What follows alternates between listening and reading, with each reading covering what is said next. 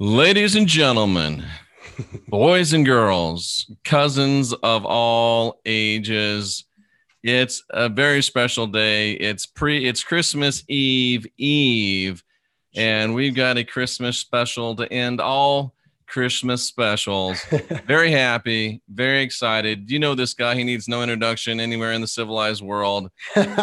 My good buddy, Jay Campbell. Jay, good to see you again, buddy. Glad to be back in the broadcast booth with you. Yeah, man, it's awesome, dude. It's really good to see you.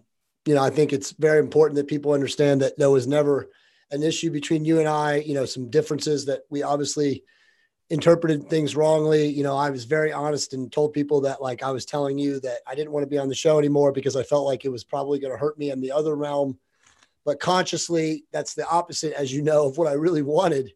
It's kind of funny. So, what you did was the right thing. And, I got butthurt over it and acted the way I did. But as you know, we made up and kissed and there's no issues whatsoever. And, I have to thank you because. Let me just say no homo, though. There was no homo. Bro, pure homo. Everybody knows everybody knows I'm 40% gay. I just don't do, with the D. Exactly. You don't deal with the D. No D zone. It's a no D zone. That's the Jeff Daugherty and Jay Campbell no D zone. The no D zone, bro. That's for sure. But honestly, man, like what I did, walking away, from you really made me reassess my life and what I wanted to do. And I, as a lot of people know that, still follow me, and obviously we're both blessed. A lot of the people that follow you follow me, and blah, blah, blah. We're all still interconnected through the great World Wide Web. Absolutely. And, they all know now that I'm literally shifting away from this guy to the consciousness guy. So, yeah, but there's nothing wrong with that guy, right? No, there's nothing wrong with that guy. It's just that I don't want to be that guy anymore. I don't want to be the guy that, people send me emails or messages and say, dude, look at my blood work. Right? Like, I'm fine being that guy, and I'm very accepting and grateful and gracious and allowing that I was able to be that guy for the 5 or 6 years that I was. Mm-hmm. But now I want to move to what really gets me, gets my jollies going, which is consciousness, right? Like manifesting the golden age. And that's, that's what I'm doing, like full time, behind the scenes. I have a social media agency that's managing everything for me. Thank God for them. I have some amazing people that are helping me, architect the mission. And it's a big endeavor, dude. I mean, as you know, I have a huge following in the optimization community, if that's what we call it. And they're going to all find out pretty soon that I'm not going to be talking about testosterone anymore. I'm not going to like ignore it, but I'm not going to be talking about it. Right. Like, yeah, but Jay, the only thing that bothers me a little bit, I'm just a little worried because we both know how important physical optimization can be in regards to spiritual optimization. Well, it'll still be there, man. I mean, like, obviously I'm going to be talking about biohacking.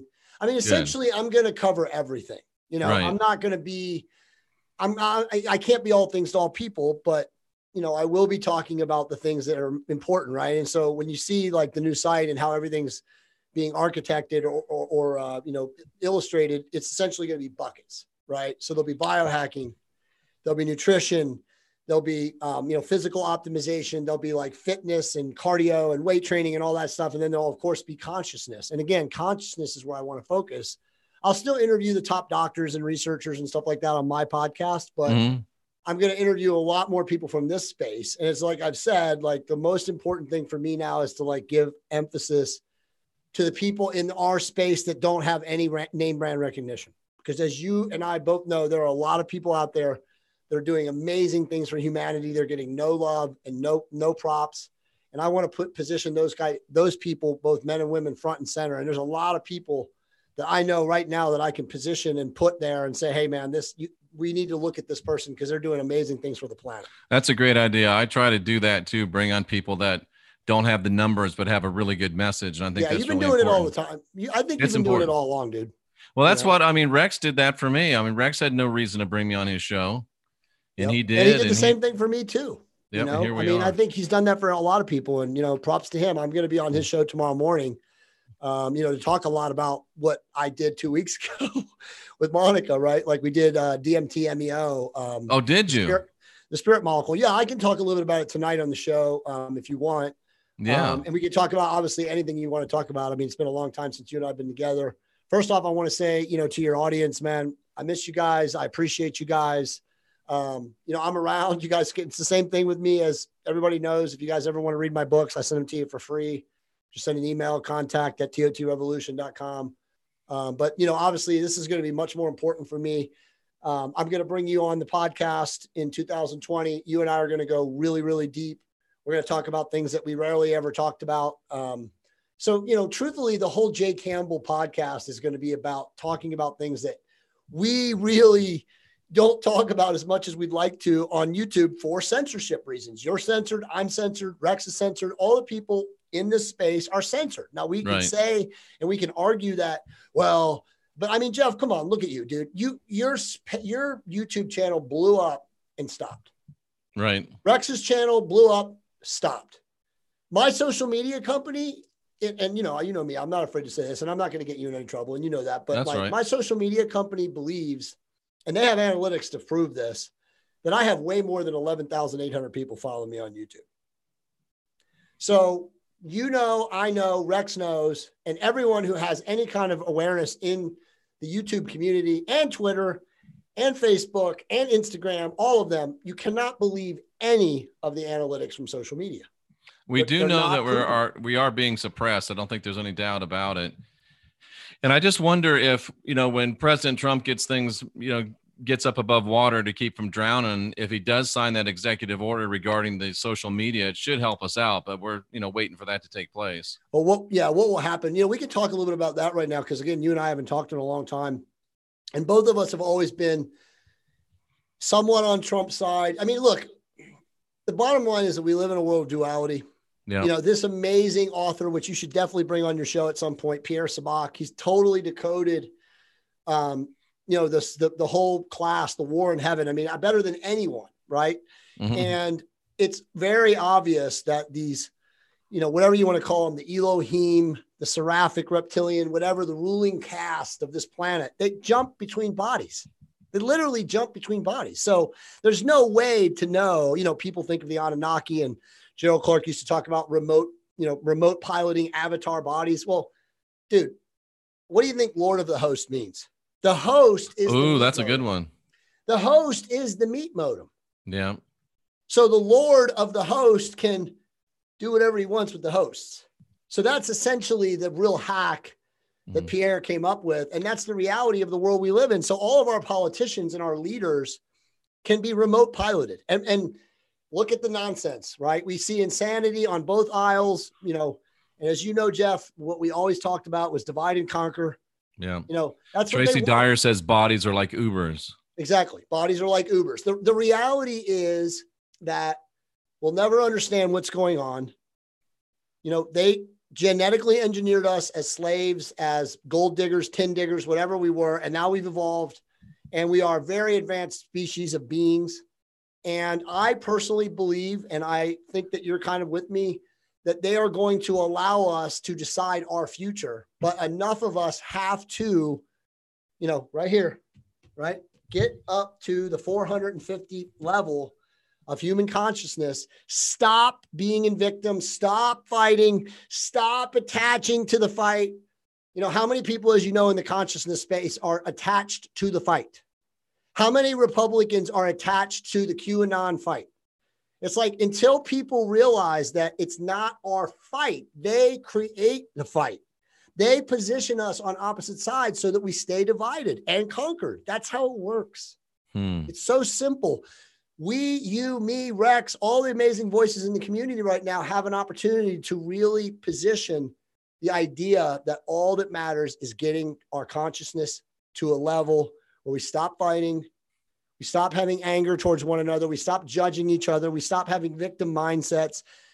Until all of us begin to take ownership for who we are. I mean, dude, how many people in our community could do what you and I did? Take ownership. We both said we screwed up. We both apologized to each other, and it was quashed like that. Mm-hmm. It could have been quashed a lot sooner, but obviously I ignored you because I was busy. I was doing a lot of stuff. I went to Peru. There was a lot of stuff that happened. I don't make any excuses for it. I was a dick. But the bottom line is that that's where we have to go. We have to be okay to say we screwed up. We take ownership and we learn from it, Jeff. Yeah, somebody says deja vu, but this is J-da vu. It's like Quebec.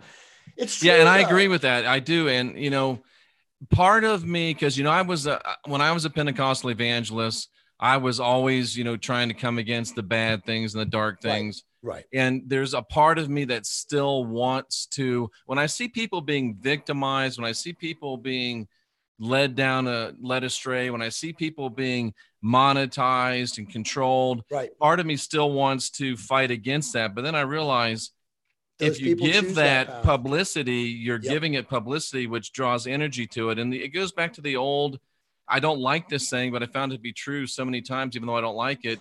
What you resist will continue to persist. And Jeff, those people so yes, I'm with you. And Monica and I talk about these kind of things all the time, but those people choose that path. And that's what all of us just have to accept that.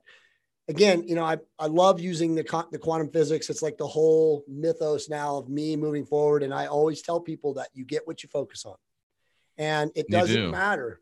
It doesn't matter how bad the archons, the reptilians, the whatever you want to call them that run the show, because they do. We know they're in the charge of the politics. We know, it's the false light, whatever you want to call it. You still can live an amazing level 10, positive, uplifting, joyous, love-filled life if you focus on such things. If you focus on the dark, the reptilians taking advantage of you, eating our babies, doing all these things. I mean, that's what you're going to be focused on. And that's the energy that you're attached to. And it's like, I read an amazing book, and you and I haven't talked about this book. I think I sent you some messages. And just so everybody knows, by the way, dude, Jeff and I have never not been friends. Jeff and I have been. Dude, is that hat pinned, or is it just staying like that automatically? The hat? Yeah. I don't know. It's probably staying like that. Oh, that's cool. Anyway, I'm sorry. I had to ask. No, it's okay. It's okay.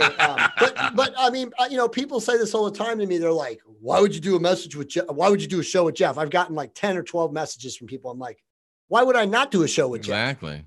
People are just, it's nonsense, but we always stayed in touch with each other. We did. And there's never been an issue other than what people see on the outside. So I want to quash that. But I read this amazing book, and I highly recommend that anybody who's watching the show read this book. It literally is 170 pages. It's one of the most profound books that I've ever read from a spiritual change my stance on life perspective. It's called The 4 Principles of Creation, and it's by a soul collective called Omni. Again, channeling, whatever you want to think of it, just read the book. It's literally $2 on Amazon right now. You can buy it for $2, the paperback. It's such a profound book, but the 4 principles of creation are love, health and well-being, abundance, and creativity. And Jeff, this book is so good because for all that time, the 2 years that we did our show together, I think for like the first 6 or 8 months, you and I would always be like, we knew that physical optimization led to spiritual downloads and spiritual optimization, but we couldn't really prove it. Well, here's the book that proves it. Nice. And it really honestly gives you factoids about life, about why health and well-being is so crucially imperative to live a spiritually optimized life.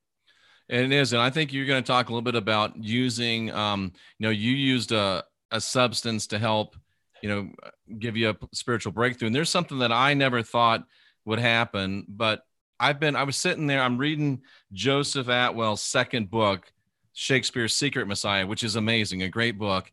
And I'm reading it, and all of a sudden I realized that I'm reading without reading glasses. And awesome. I haven't been able to see. And I don't know if you notice, my hair all of a sudden isn't as gray as it used to be. It's turning it's brown. Good, dude. I like the hair, by the way. And I'm like, what the hell is going on? And I realized I've been taking this C60 stuff for a couple of months. It's amazing stuff, dude. It's kicking in, dude. But I never would even have gone down that road if I had never run into you. Yeah, there's so much, that's obviously part of my transition too, is to the whole biotech revolution. I mean, we really are on the advent of a golden age. And again, the same things that you and I talked about, can we as a species collectively get enough of us up to a point where we stop fighting amongst each other? And I think both of us agree, say what you want about Donald Trump, he's not bombing people. He's waging peace instead of war, man. There isn't. And they baited him into fighting and bombing and destroying the Middle East and doing all the things. And we all know what happened in Hawaii with the deep state CIA submarine attempting to nuke, whatever. I mean, so there's been many potential incursions, and they've stopped it. And when I say they, I think we both agree that, you know, Trump is working with Team Light, and I don't know who Team Light is, but it's definitely beyond our understanding and our ability as 3D human beings to truly comprehend it. So I just leave it as it is. But we both know that the other side, and I don't know who the other side is, and I don't like to define them as just quote unquote the left, which a lot of people try to do that. No, because some on the right are in the dark. Yeah, exactly. Too. So to me, the other side is the anti-human side, right? As you and I know, they're attacking us from every angle, from the food that we eat, from the plastic water bottles to the air, the spray, aerosol vaccinations. I mean, everything is an attack. They're turning the frogs gay. Exactly. Everything is an attack on human biological systems. That's what it is. It's an anti-human life attack. So whoever's on that side, that's the enemy, right? So the swamp is a really good metaphor for it. It is. It is. I mean, dude, Anthony Jay and I have had very many conversations about that. They are turning the frogs gay. They're turning the men gay. They're creating trans everything. They don't want human biological, you know, moral imperative of man and woman, XY, XX. They want to destroy that. And there's nothing, you know, it's kind of weird, but there are some people that if somebody wants to be gay, they can be gay. They have all their rights. They have all their privileges. We're not ready to stop that. But what we do want to stop is the breeding of our children minds to turn them to be gay or transgendered. If you come out gay, you come out gay. And we are not going to teach you how to be gay before we teach you how to drive. Can we make a deal on that? I mean, dude, it's insane, dude. I mean, again, we could break it all down to the most simplistic fashion, and that is it's an anti-birth rate. They do not want our species propagating. They do not want males and females having sex and creating babies. I've got something just dropped on me, Jay. You know, we've always asked gayness, you know, homosexuality, is it nature or is it nurture? It sounds like the powers that be have decided it is nurture. Right. Let's push it. Oh, absolutely. There's no question about it. And again, this is not something that's new. They did the same shit at the fall of Rome. It's always the same. Again, I like to call them the Elohim. Pierre calls them the Ruach Elohim, which are the dematerialized spirits. So again, they're jumping from body to body. And again, guys, you know, fully I get nothing for promoting it, but I've read both of his books. They're phenomenal. Holographic Culture and the Murder of Reality. Oh, I just said the murder. Anyway. But Jay, why would they change their plan when it keeps working? Even Cora, the coffee lady, told us when something works, you stick with it. Exactly. They're not. Until we learn. They're not. The bottom line is this, and this is what Pierre concludes at the end of Holographic Culture, and I agree with him, and you have always agreed with him. You have to focus on the positive. Yeah. And regardless of whether they want to recycle us, continue the matrix, whatever it is, you know, create the false light worse, turn us into biobots, whatever. You can still control your immediate reality by, again, manifesting positive thoughts, you know, humanistic actions, forgiveness, love, all those things. And again, it's not just how you treat people and serve others and that, it's about your thoughts. Because as soon as you go into the reptilians or the dark or any of that, and you focus on that, the universe gives that. And that's, you know, that's the one thing that the 4 principles of creation teaches that's really profound. And that is that the universe doesn't judge. The universe doesn't label good or bad. The universe gives you what you focus on. Focus on dark, you're going to get dark. Be a victim, and guess what? The cosmic mirror is in effect, and you are going to get victim. You know, so just stop, regardless of your situation right now. You're watching the show, you're broke, you're in the worst situation of your life. You had the worst year. Let's say 2019 was the worst year of your life. Well, you have one choice, in my opinion. You can start focusing on positive things because guess what? It can't get worse. It can only get better, but it's up to you to choose to focus on being better. Bro, if you're at the bottom, there's only one way to go. I mean, not truthfully, no, because most people who are at the bottom focus on the bottom. Yeah, they can just stay where they are. Yeah. Or so worse. Jay, why do they could get worse. You start digging a hole. Right. Why do so many people within what we call the quote unquote truther genre, which I hate, why is so much of it about tribulations and chopping heads and collapse of society and everything's bad and getting worse? why is so much of that content produced, and why is so much of it consumed so fast that they can't get enough? Because that's the mainstream narrative. The mainstream narrative. But we're not supposed to be the mainstream, Jay. Well, because bro, they're all focused on what could be wrong and what is wrong instead of the side that is right. And it's not easy, as you and I know, when you go down these rabbit holes and you read about these things and you become as aware as we've become, to not focus on the negative. And I personally admit many times in the last 3 or 4 years, I would get into rabbit holes and I would spiral. I remember when you and I were breaking down David Icke's book, and that's an amazing book. Everything, I ever told that was a lie. It's right over there. And I've read that book like 3 or 4 times. Let me grab it. This book, if you read this book and you focus on this book, you will be in the negative side of things. And again, I love David Icke, amazing researcher. Thank God for him. He's enlightened so many people. But if you focus on this, you will be negative. Yeah. And it's okay to read it and to become aware of it, but just realize that, again, quantum physics tells us that you can absolutely manifest the reality that you want. So read it, accept it, allow it, say thanks to David Icke, and then just say, you know what? It's a crazy world, and nothing is like we know it to be. But now that I'm aware of that, be okay with it. It's like, it's truthfully like accepting that the world is crazy and that we live in the matrix, but not being fearful of it. Mm-hmm.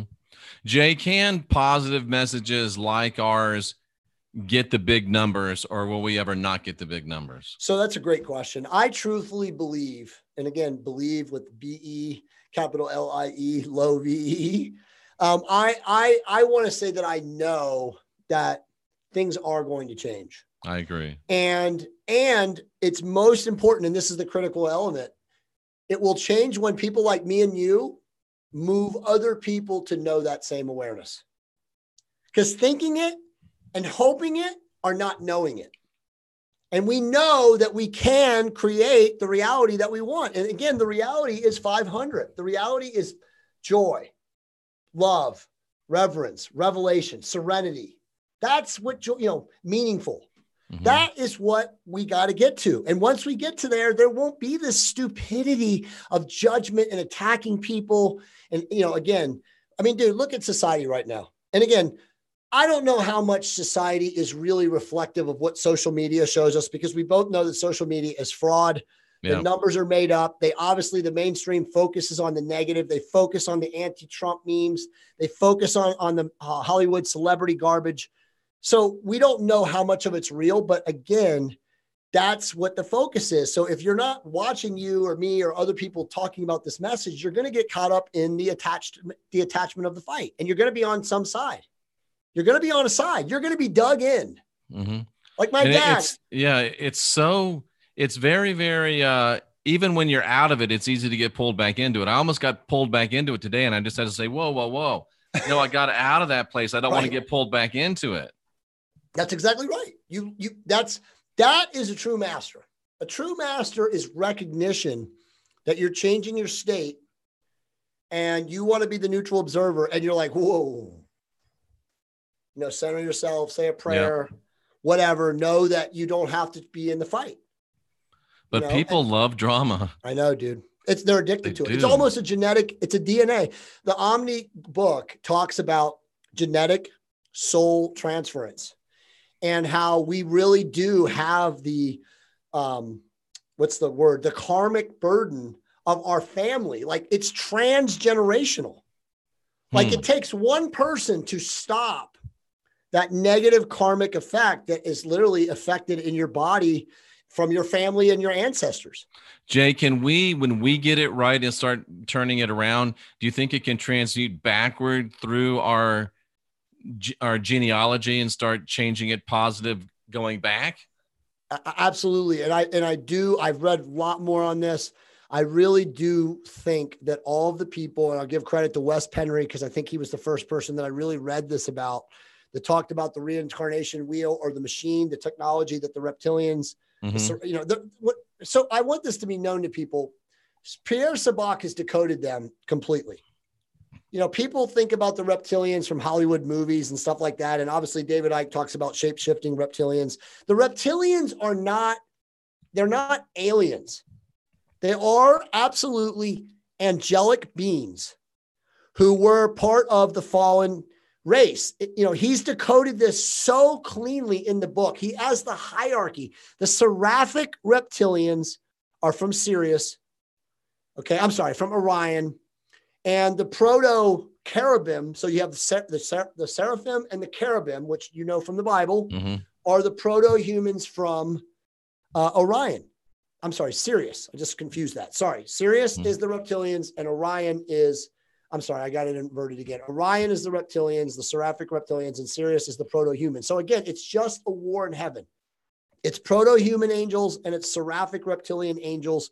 And that's why, Naughty Beaver and all these people, they talk about the dragon. All of that stems from the seraphic reptilian hierarchy, and they are the ruling caste of Earth. They are number one. Do they shapeshift? Are they 20 feet, 7 feet, 12 feet, 15 feet? Doesn't matter. They're definitely in their true form and essence, reptilian beings with wings. Again, angelics, they're not aliens. Do they eat people and all these things? Maybe, I don't know. He says they do.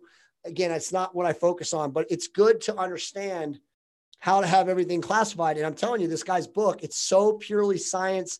It's etymology. It's every single ancient text. It's all broken down. He's completely decoded. You got to have him on your show, dude. The guy is brilliant. And he can speak. He's not like an academic nerd. What's the name of the book again? It's Holographic Culture. Okay. And his other one is called The M of Reality. And the M of reality. The M? No, the murder. Rex didn't want me to say that word. He really didn't? Yeah, it's an algorithmic word according to him. So. Okay, so you can't say that. Okay. Yeah, but I have both of them right here. But I'm telling you guys, you guys know how much I read. There's nothing like these two books. So Holographic Culture is a total decoding of the Matrix. It's like what we're living in right now. Who's doing what, who's in charge, how they move around, how they control governments. The parallel society is what he calls the Illuminati. And then this book is literally the total decoding of the seraphic reptilian, the Lord of the host. Okay. That's who they are. The Lord or lords of the host is the highest ranking angels, the fallen ones, whatever you want to call them. That's who they are. The Ruach HaElohim. As Tracy said, they literally jump from body to body.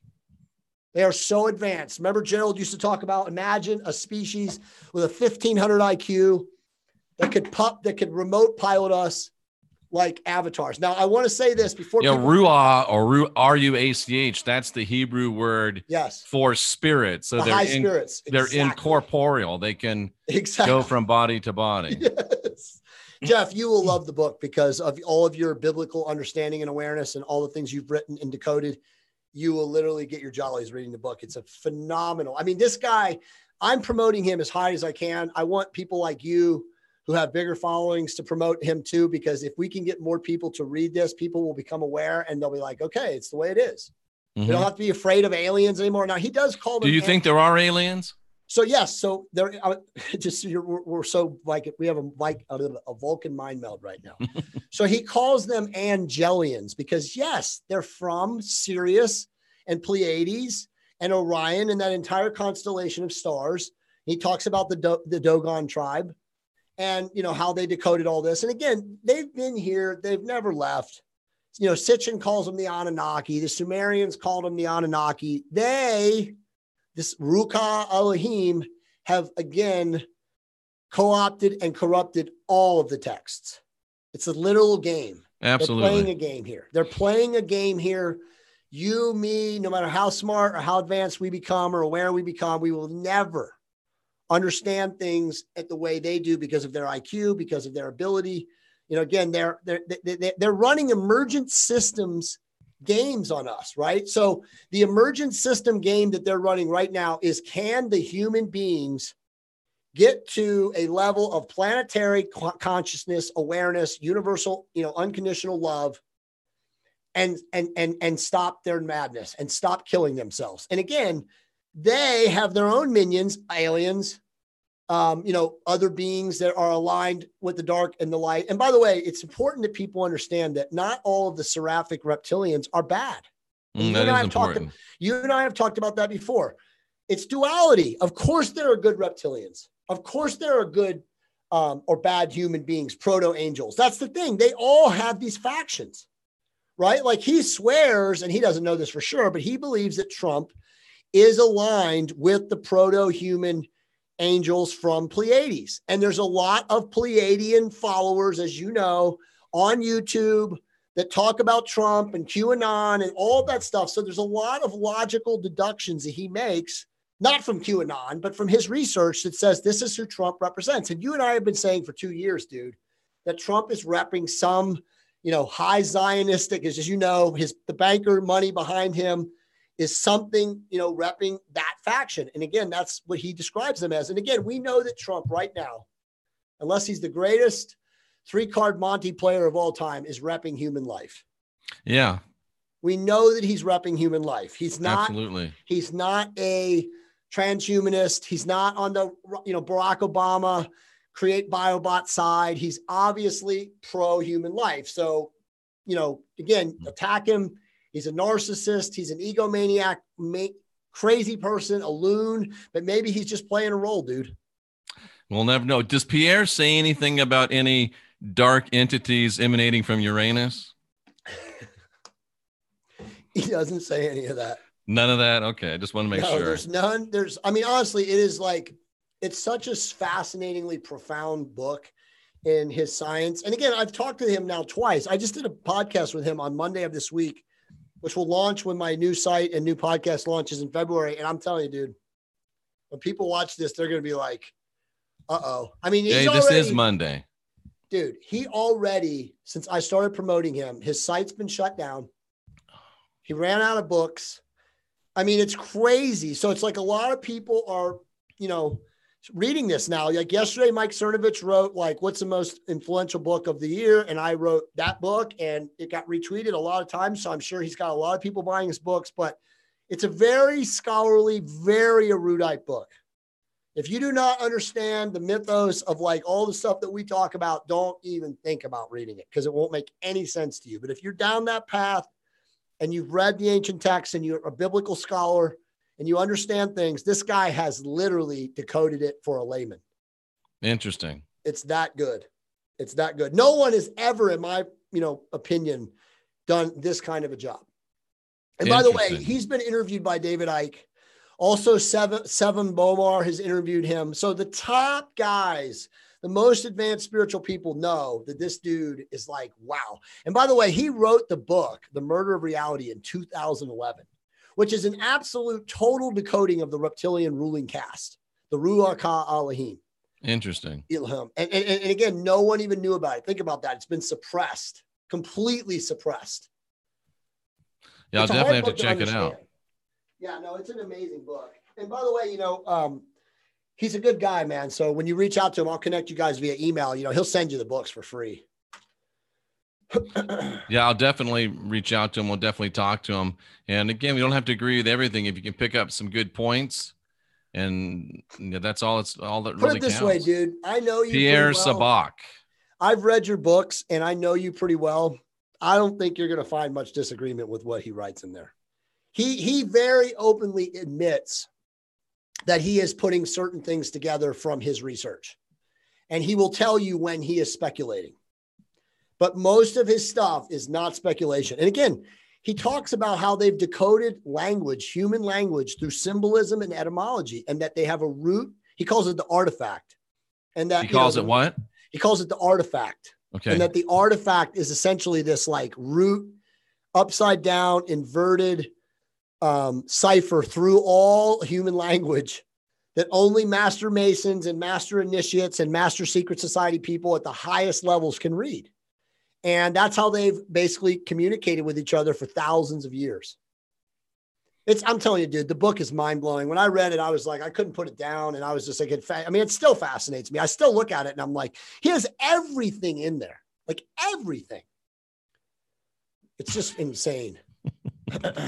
I just got it funny. It's funny. We're talking about this. And even the best of us, we're patting ourselves on the back a little bit, but I see in the chat room, that's BS. My frequency is twice that of normal humans.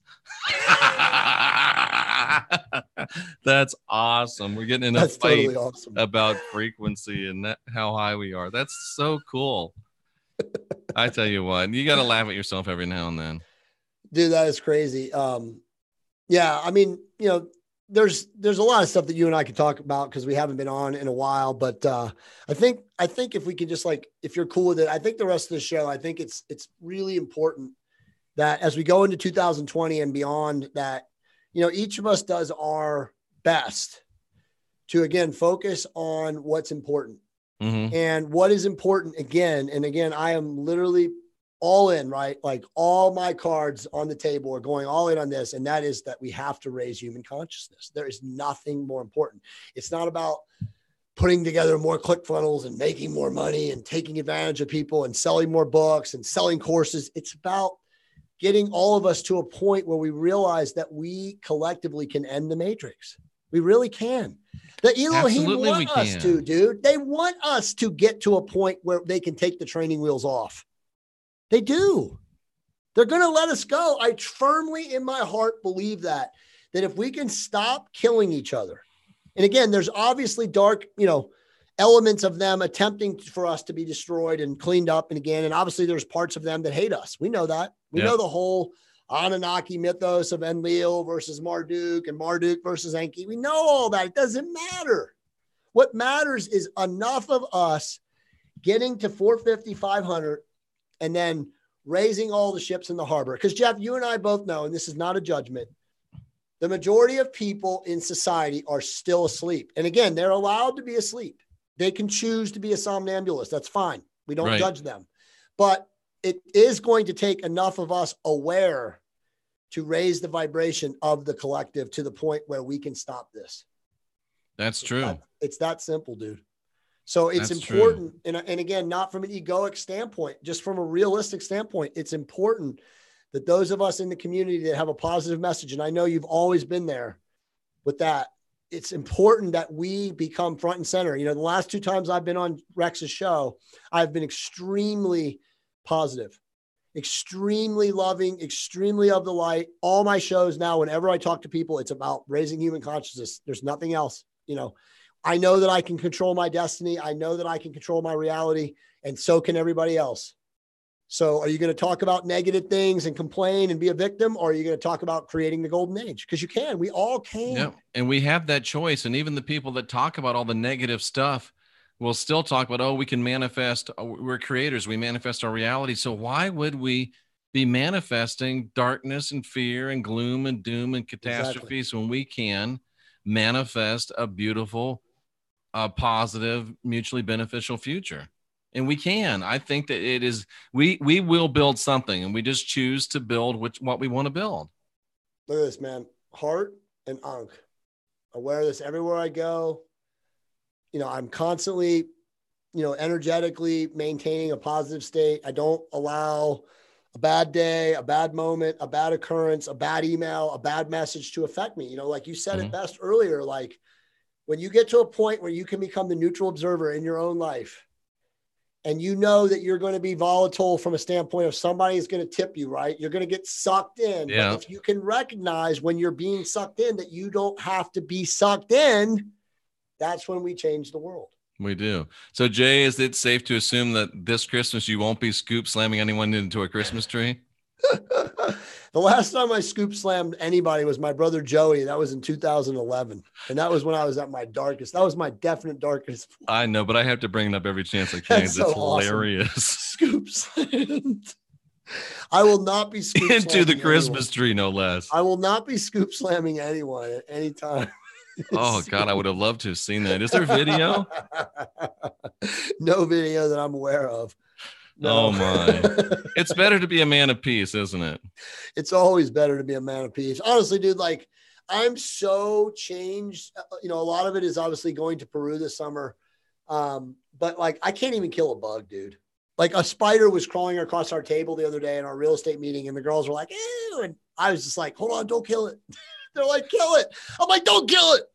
You know, I put it in a cup and took it outside. But I mean, honestly, that's where we got to go.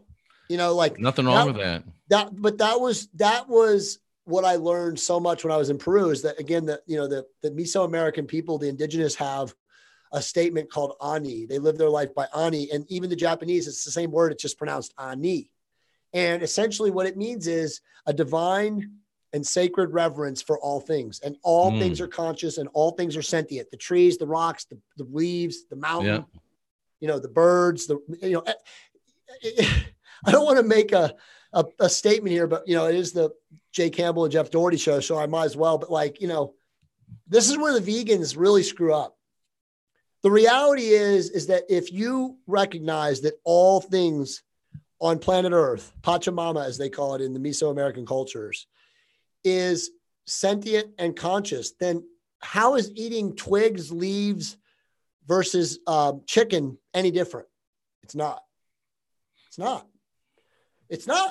No, there's rankings, there's hierarchical rankings, Jeff, and animals fall below humans and trees are below. I mean, come on, dude. What about the people that don't want to eat anything with a face or don't want anything with a heartbeat?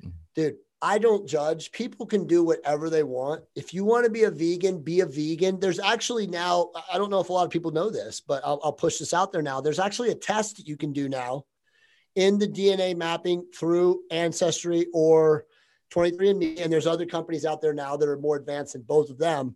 You can actually test whether or not you will do well eating only plant-based foods. Interesting. So so they can test for that now. And I actually have a really good friend who's a woman who I work with, and she did the test, and she actually has been a vegan for 9 months, and she did everything she could, and she was nothing but breaking bones and getting injured, and she's in great shape. Yeah.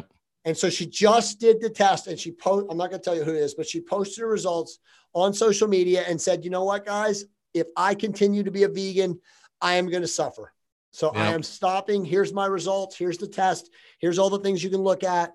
Again, people are still going to attack and say, you're eating God's beings and all that stuff. That's fine. Do whatever you want, but if you're going to be a vegan, in my opinion, you better know whether your body can handle being, deficient in essential amino acids, select B vitamins and minerals, folate. It goes on and on and on. And as you know, Jeff, we've talked about this before. Many, many people who go that vegan path completely desecrate themselves nutritionally.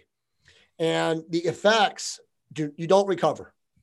You absolutely never recover because you do long-term lasting damage. So I have nothing against people that are vegans. Just make sure you do it right if you're going to go down that path. And you obviously have to get essential amino acids and B vitamins and folate and a lot of other things, a host of other things. So make sure you're very dialed and very militant on getting the proteins that you're going to need, because if you don't, you're going to have problems and it's going to not be good.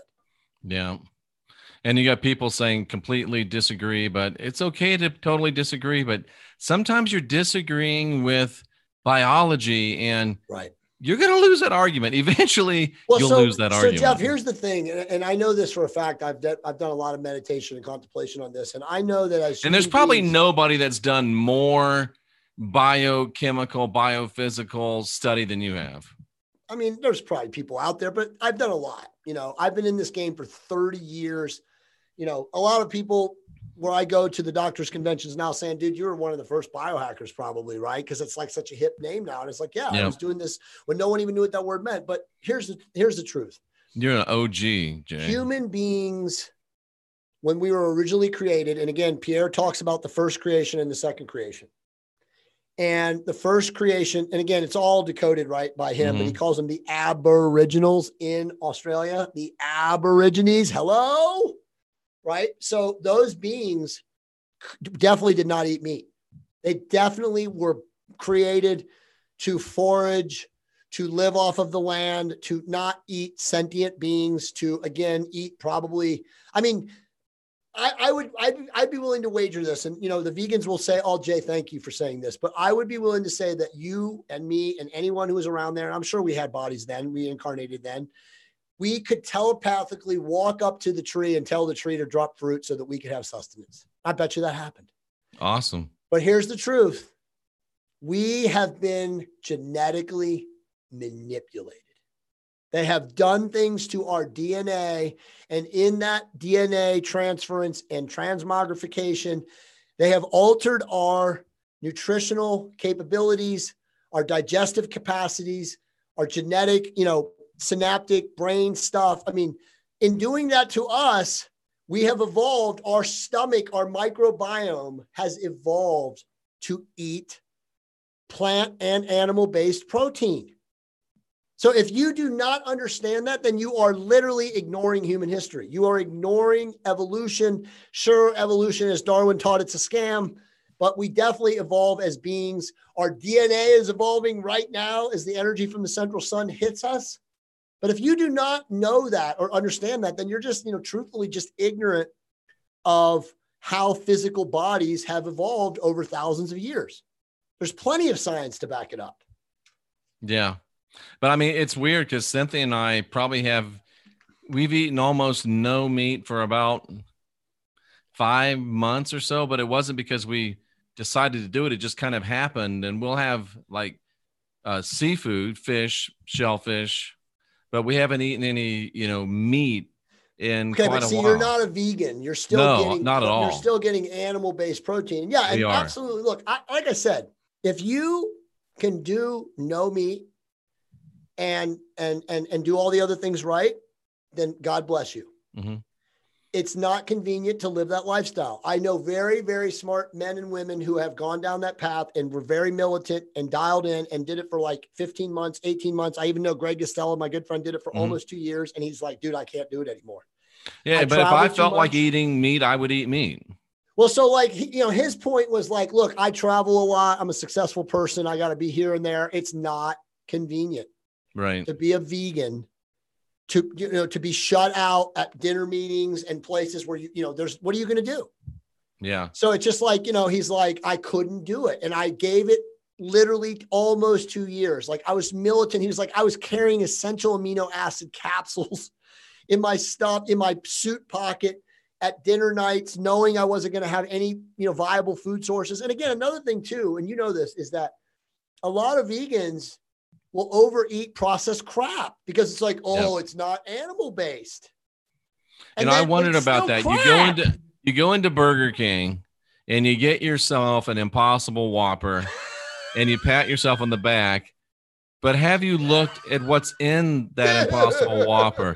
Have you looked at what's in Beanie Burger? You get chicken, fake chicken, fake steak, fake bacon, way fake worse. What's in it? God's created beings than eating that. As you know, GMO. I saw somebody write something today on Twitter about what GMO really stands for, and I'm not going to share it right now. But it's comical, but it's also like makes you wonder.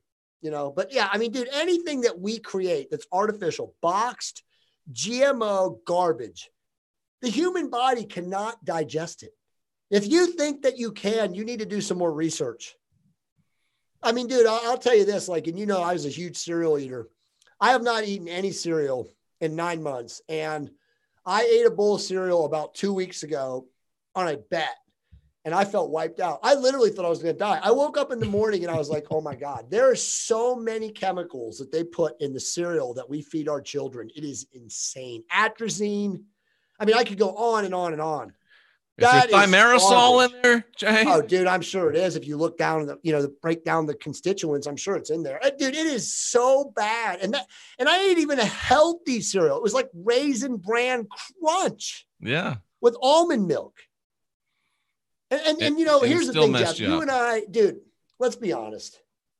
When you and I were growing up, which was like 1,000 years ago for these young people today, they were not poisoning you and me like they poison today. No. This is a full-scale assault, biochemical, on all of our biological systems in every direction possible to poison us. Yep. I truthfully believe, and I've never told you this before because it's something I've come up with in the last couple of months, I truthfully believe that the majority of morbidly obese men and women in the West have inflammation-related issues in visceral body fat stores that literally they cannot expunge the chemicals from the shitty food. And that's causing the obesity more than them gorging themselves. I'm not kidding you. I can literally prove it. There is data out there that shows that you cannot emulsify the GMO. You cannot get rid of the endocrine disrupting chemicals that Bayer and Monsanto are putting in these particulates and all these products that they manufacture. I have a really good friend who's, having real hard trouble with weight. And oh, Jeff, I guarantee you, have him do a minerals test, and you'll find that he is literally contaminated. Yeah, because she doesn't eat a whole lot of food. Yeah, she's not sitting there jamming her stuff down, but she's a Twinkie short of $400, man. I listen, my mom is that, and the idea that my mom is still alive is a miracle. But, if you're morbidly obese, there's not a lot you can do. You're obviously going to be thyroid and hormonally deficient. But you can get a toxic screen. You can get a metals and an endocrine disrupting chemicals and, a GMO particulate, spread. You can get that stuff analyzed. It's cost you $300 or $400. But if you're contaminated or, you have chemical, I forgot what they have a term for it. There's stuff you can do to basically be decontaminated. Yeah. But dude, there are millions of men and women right now, I would say, especially around you in the heartland, because of the crops, because of the shit that they spray that you are absorbing through your skin that you can't not absorb.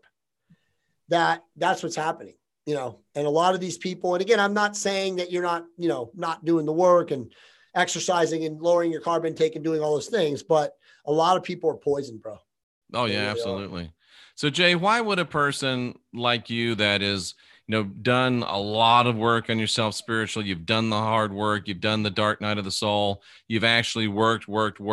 So why would you go and do DMT? It's a great question. So it's my third time doing it. And first two times I'll talk a little bit about it. Are you okay to talk a little bit about it? Yeah, absolutely. Okay. So first off, I didn't do DMT. I did 5-MeO DMT. There's a huge difference. Dimethyltryptamine is essentially the root of what people talk about when they do ayahuasca. Now, so to compare ayahuasca to MEO, 5-MeO, it's literally like 10 to 15 times the psychoactive. And it's also much shorter acting.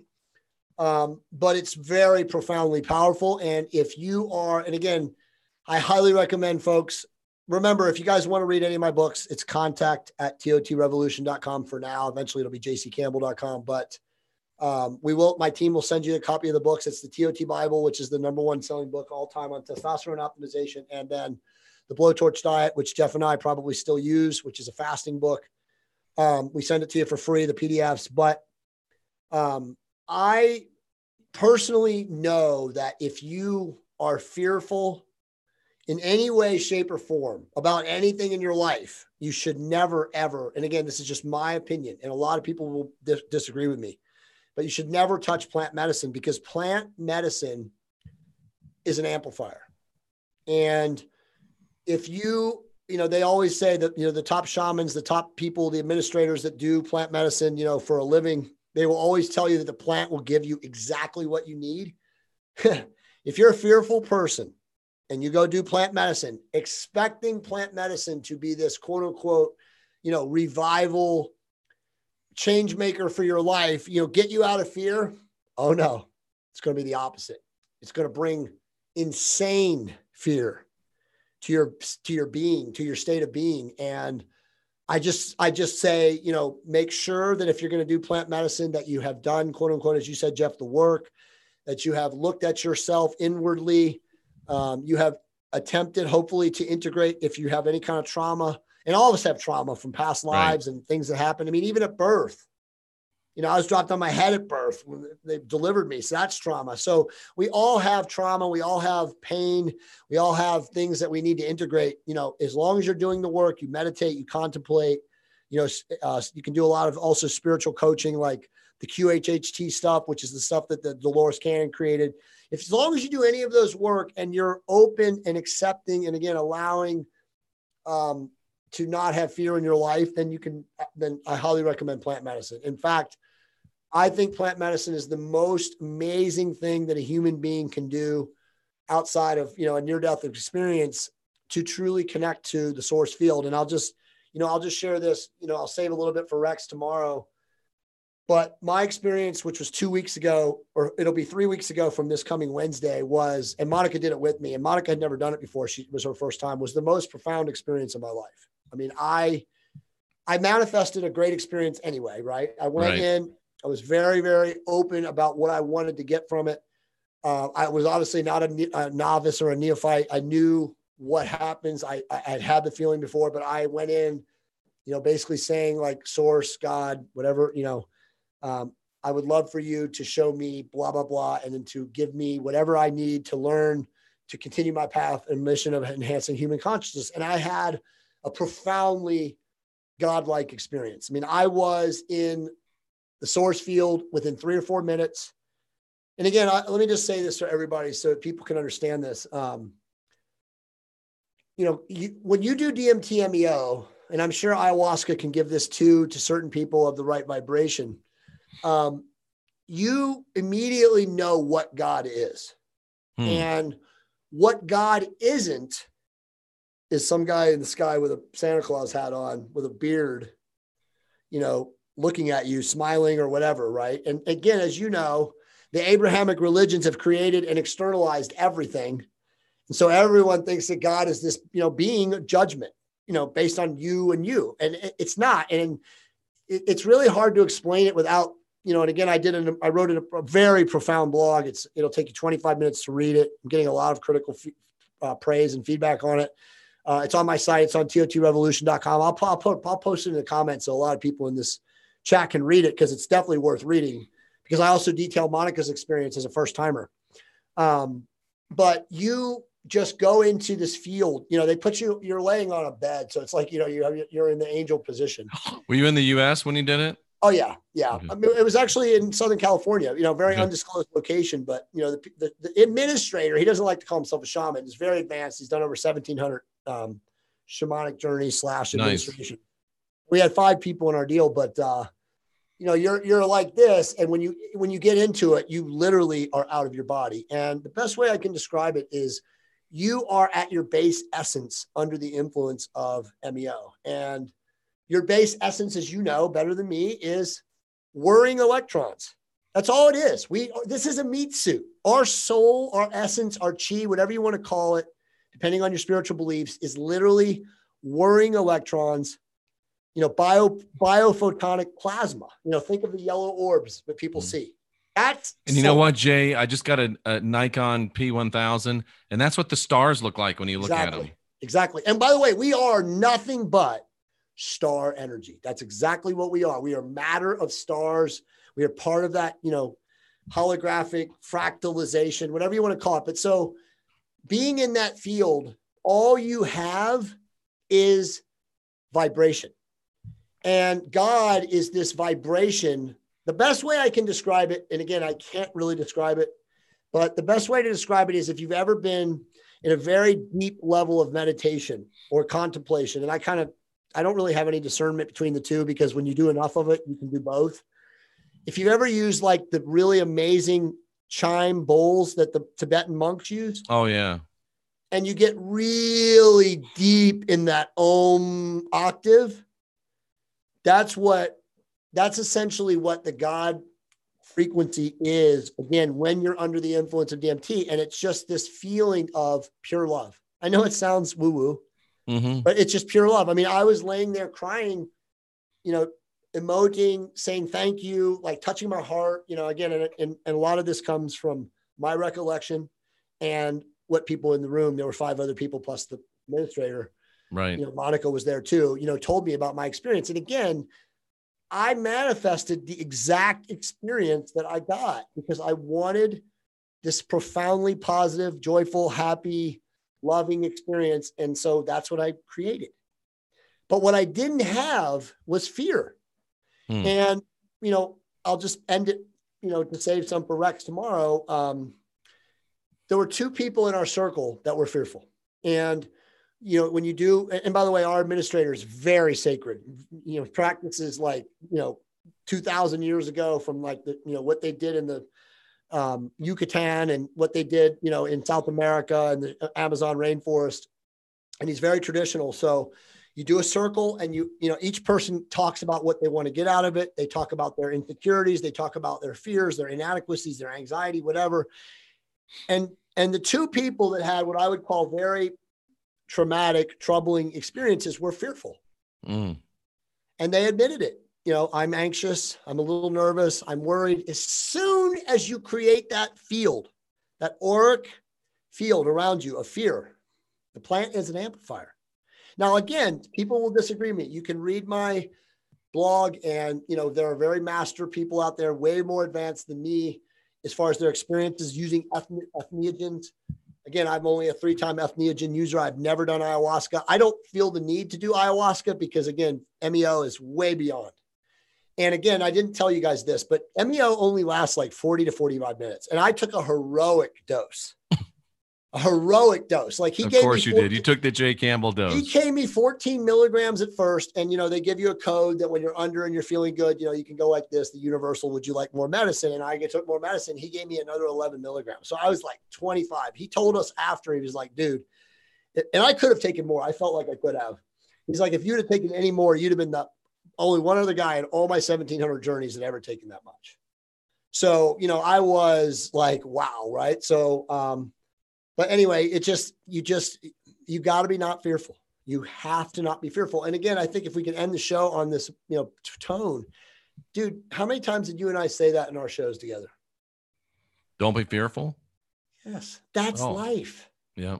If you are fearful, you are manifesting fear into your life. Absolutely. And how much, and Mark Twain, this is how far back this goes. Mark Twain, he wasn't, a religious guy or a guru or a shaman, but Mark Twain said right near the end of his life, he said, I spent all of my life worrying about all of these things. And he said, and 1 or 2 of them actually happened. Exactly. So we're so good for making these. I use the classic example of you're at a Starbucks and you see a pretty girl and you want to go up and ask her for her phone number, but then you start saying, well, what if she laughs at me? What if she says I'm ugly? And you never do it. Dude, why? Exactly. You get this, you create this fear that paralyzes you. Whereas me and you, we go up and say, hey, I know you want to give me my phone number, so here's a pen and a paper. And they laugh and you get the phone number because we my house actually create. Is like a mile away. And, I see you sitting there and us having this amazing conversation. It's true. You manifest. You do. Through your energetic signature exactly what you want in your life. Again, provided it's with love and peaceful, consideration. Right. You have to use your powers for good, not for evil. You're not, but we both know that it does work the other way too. Look at Hollywood. Look at the master magicians. Yes, look at the absolutely. dark magicians. They have created a reality where they are preying on sheeple. Yes. I mean, that's the way it is. I mean, again, all these guys, there's really good guys now on Twitter that talk about, the Zodiac stuff. And they, obviously we know Zach Hubbard, but a lot of these guys that do gematria and all that stuff, again, all they're doing is manipulating the matrix through holographic frequency manipulation, through numbers, through mathematics, through numerology. That's all it is. Again, this is all math. And by the way, dude, we didn't talk about this, but before we shut it down, I talked about this on a podcast I did recently. My daughter is 12 now. My daughter, Alex, is like my mini me. My other daughter is like my ex, but I love her too. She's like, she wants to be a YouTube star, bro. He literally does videos and she's like, welcome back to my channel. 10 years old, dude. They all want to be YouTube stars, right? So Alex comes to me about a month ago and is like, Dad, she just pulls me aside. And she's like, I met Alex, right? Yeah, you met Alex, right? Yeah. She's like, yeah, exactly. You met Alex, right? Yeah. She's the one that went to contact in the forest in the desert. Yeah. So basically she says, Dad, I want to watch The Matrix with you. And I'm like, honey, that's awesome. But why do you want to do that? And she's like, well, a lot of my friends talk about it. I know you're the kind of person that would be able to interpret things for me. So I was like, okay, let's do it, dude. Holy moly. Everyone in the group, you, Cynthia, we all watched these shows years ago. Sit down as soon as possible and watch The Matrix 1 and The Matrix 2, where you are now, your level of awareness now. And dude, your head is going to explode. But will it be as profound as John Wick 4 that we saw together? So, dude, how about this? So, that was John Wick 3. Oh, 3. Sorry. John Wick 4 and The Matrix 4 is coming out on the same day on May 23rd, 2021. Dude, that's my birthday, bro. Is it really? Yeah, May 23rd. I must be Neo. Dude, that's nuts. But anyway, go. Dude, you know what I'm thinking? I don't know where you're going to be, but dude, that's got double feature written all over it. We go back to back. Hell yeah. Or maybe see one. Dude, if I'm around, have some dinner, then see that one. If I'm around, I absolutely positively, we should get Rex to make sure he does LeakCon or something like at that same time. I think he's doing LeakCon, by the way, April 4th or something. Then he's going to do it again in September. But dude, seriously, go watch The Matrix. Watch the scene in part 1 where Agent Smith is attempting to break Morpheus. It's a 4-minute. Yes. Oh my God. It's a 4 minute and 27 seconds. Yep. Dude, I'm watching this and, my daughter is watching it with me. Then everybody's asleep in my house. Monica will not watch TV anymore. It's a scry box, as you know. And literally, I'm having like these epiphanies as I'm watching the scene. I mean, it's absolutely, and dude, this is 1999. Yeah. So we're telling us, and then of course, the scene in part 2. And honestly, part 3 is a garbage movie because there's nothing that they really told us. They told us everything in part 1 and part 2. Yeah. And obviously, I think part 4 is going to be something to behold. I hope so. But dude, part 2, the scene with the architect, when Neo goes into the ascetic white room with, Yaldabaoth, the Lord of the Host, the Chief Archon. I mean, that's what it was. I mean, they're basically telling us you're in the false light. You are hooked into the Matrix, but you control your reality. What are you going to do about it? I'll definitely have to sit down and watch that again. Dude, you're going to be mind blown. I'm telling you, I literally could not believe what I saw now versus what I saw then. And again, then. Dude, I wasn't even aware when I watched that movie. 1999. Jeff, even then. I was still preaching. Even if you were aware at that time in human history, it was CGI. It was, a cool, hot chick with short hair and plastic pants. I mean, I remember staring at her butt, right? What was that? Oh, Trinity was super hot. There's no doubt about it. That's what I'm saying. So it's like, you see like CGI, bullets, people jumping in the air, remember the fighting? Oh, yeah, it was super cool. So all that was what we were paying attention to. We weren't paying attention to the narrative. But dude, it's all there. I mean, literally, it's all there. So again, Hollywood, the black magicians, they're telling us everything. Do you have eyes to see it, ears to hear? It's that simple. And I was going to say this earlier, but this dropped into my head. They're always sending us messages, and you never know where you're going to get it from. And they have to send us good messages along with their error messages. I remember one thing that Ronald Reagan used to say, and he was, of course, talking about it in economic terms, and I think it happens to be true there as well. But Reagan many times said, "A rising tide lifts all boats." And that's, Jeff, that's how we end the show, because we are, Rex says, be the change, but we have to be the rising tide. We do. We are the rising tide. And honestly, I don't want to sound egoic because all the amazing people that are watching, and thank you guys for watching, because without you guys, there is no Jeff and Jay. But the reality is that there are not a lot of people in the consciousness community doing this. There's not. They're fighting. They're attached to the negativity. They're portraying the Luciferianism. It's like, that's not important, right? I mean, dude, before I think I ended the show with you, I think right at the end, we were both saying that, like, it's not about identifying the negativity anymore. Hello, we know. Yep. If you don't know, you're a newbie awakened person, then, go on a channel, read some books, but it's that we're past that. It's about how do we get out of this matrix that they have us in? And we know the answer. It's not about dying and leaving the matrix. It's about getting to 500 level of consciousness. Yeah. That's it. That's the answer. When we stop fighting, when we stop being argumentative and, victim and judgmental and, the Democrats, they're the problem. I mean, that's the problem, is us being in the fight. That's it. You got to. A rising tide lifts all ships. And another message from another Hollywood person. What did Bruce Lee say? Be like water. Be like water. Yeah. And then what rises tides? Water. Yeah. And then what's the one Bruce Lee also said about the branch? It bends with the wind. Yeah. And not, not the stiff tree that breaks. So again, that's allowance. That's acceptance and allowance. And that's it. While you're in the matrix, you're going to be tempted. You are going to be brought and pulled into, quote unquote, the fight. It's up to you to choose to opt out. And that's why, like, all these people today, and I'm sure there's 20 or 30% of the people watching right now, and this is not judgment of you, you still watch Fox News. You still watch CNN. You still log on to the Drudge Report. If you're doing that, you're part of the fight. You cannot go down those paths anymore. And again, I'm not judging you if you do that. Well, where am I going to get my news? You don't need your news. Get it from here. That's so good. This matrix, dude. They have trapped us in this matrix.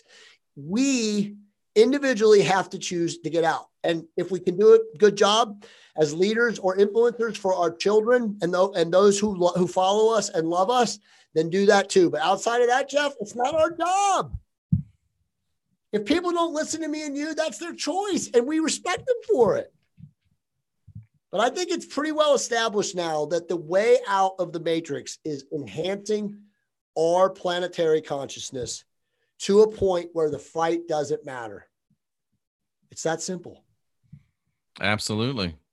Jay, tell everybody where they can reach you and get your information.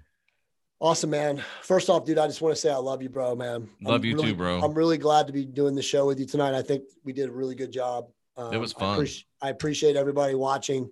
The easiest way, if you want to be entertained by me, follow me on Twitter, because I put out crazy stuff on Twitter, and that's at TRT Expert, which obviously will also be changed. That name will be changed soon. My website currently is TOTrevolution.com. That will be changed to jccampbell.com. The overarching goal is by March 1st, everything will be done, but it might happen a little sooner. It might be a little bit later. If you want to follow my list, my email list, which I have amazing writers helping me write that stuff now, it's just join.totrevolution.com. And then the last thing is, if you want any of my books for free, happy to send them to you. Just send an email to contact@totrevolution.com, and we'll send the books out to you right away. Excellent. Sounds fantastic. Well, we definitely have to do this again soon. Yeah, man, for sure, man. It was really good to see you, man. Give my best to Cynthia. I wish likewise to Monica. Yeah, for sure, man. I wish you amazing holiday, a Merry Christmas. And I'm sure we'll talk again soon, but it was really awesome night tonight. I really appreciate you, brother. You too. We got to get back together sometime in the flesh too. Oh, for sure. Absolutely. For sure. That'll be awesome. Stay right there, Jay, so I can say goodbye to you personally. To the rest of you in the chat room, we salute you for being here, seeking after truth. And we really can't add to what we said. It is a rising tide that lifts all boats. And let's begin to ask ourselves, what can we do to be part of the tide that rises more boats? And that's what it's all about. What can we do to contribute to the growth and advancement of human consciousness? I mean, that's it, dude. There really is nothing else. We could sit here and debate, what's going on, who's winning, who's fighting, who's on what side, but what's the point? Exactly. Jay Campbell, Jeffrey Daugherty, and you. And that makes a group that is well able to win today and write a better tomorrow. Jay, good to see you again, brother. We'll talk again soon. Awesome, bro. Take care.